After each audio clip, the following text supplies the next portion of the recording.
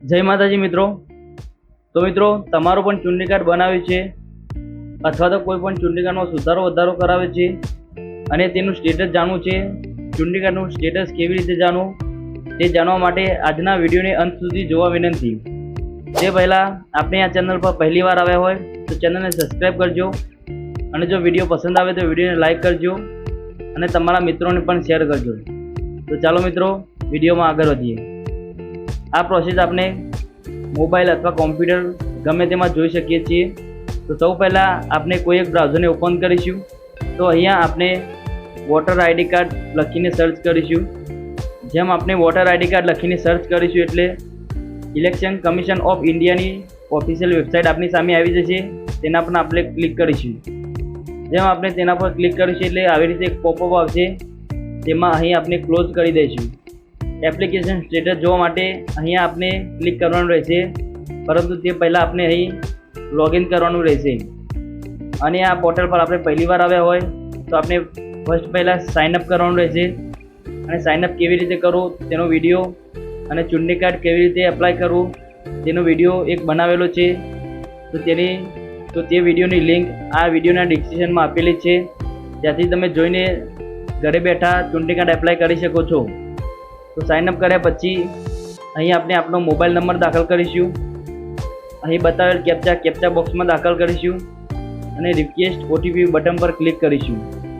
જેમ આપણે request OTP button પર ક્લિક કરીશું એટલે આપણા મોબાઈલ નંબર પર એક ઓટીપી આવશે, જે આપણે અહીં દાખલ કરીશું અને વેરીફાઈ એન્ડ લોગિન બટન પર ક્લિક કરીશું।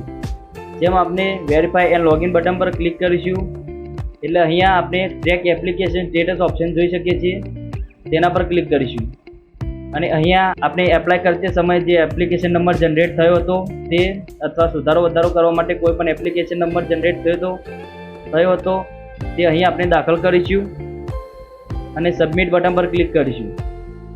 જેમ આપણે સબમિટ બટન પર ક્લિક કરીશું એટલે અહીં આપણે જોઈ શકીએ છીએ કે અહીં આપનું રેફરન્સ નંબર એટલે કે એપ્લિકેશન નંબર બતાવશે, અહીં આપનું ફર્સ્ટ નેમ બતાવશે, અહીં આપણું લાસ્ટ નામ બતાવશે અને અહીં આપણે જે તારીખ સબમિટ કર્યું હતું ફોર્મ તે ડેટ બતાવશે અને નીચે આપણું સ્ટેટસ બતાવશે।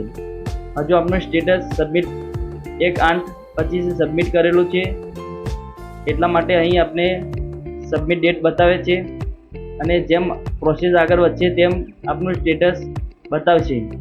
જેમ આપણી પ્રોસેસ પૂરી થશે અહીંયા આપણે બીજા કોઈનું સ્ટેટસ જોઈએ તો અહીં સબમિટ કરેલ તારીખ 9/7/2025 છે અને તેનો ઇપિક નંબર જનરેટ થઈ ગયો છે। તો આવી રીતે આપણે આપણા જ ઘરે બેઠા આપણા મોબાઈલ અથવા કોમ્પ્યુટરથી આપણા ચૂંટણી કાર્ડનું સ્ટેટસ જોઈ શકીએ છીએ। તો આશા કરું છું કે આપને આ વિડીયો પસંદ આવ્યો છે। વિડીયોના રિલેટેડ કોઈ પ્રશ્ન હોય તો કોમેન્ટ કરજો। તો મળીએ આવા એક બીજા વિડીયો સાથે, ત્યાર સુધી જય હિન્દ।